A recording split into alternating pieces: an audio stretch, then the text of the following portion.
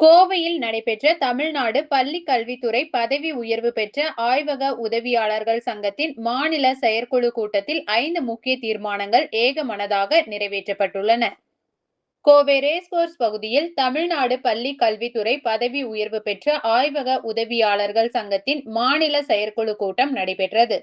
இக்கூட்டத்திற்கு சங்கத்தின் மாநில தலைவர் திலீப் குமார் தலைமை தாங்கினார்.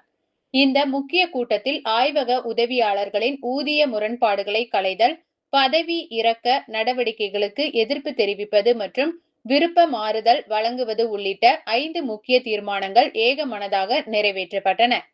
தமிழக அரசு ஆய்வக உதவியாளர்களின் இந்த நியாயமான கோரிக்கைகளை உடனடியாக பரிசீலித்து உரிய அரசாணைகளை விரைந்து வெளியிட வேண்டும் என்பதே இந்த செயற்குழு கூட்டத்தின் பிரதான கோரிக்கையாக முன்வைக்கப்பட்டுள்ளது.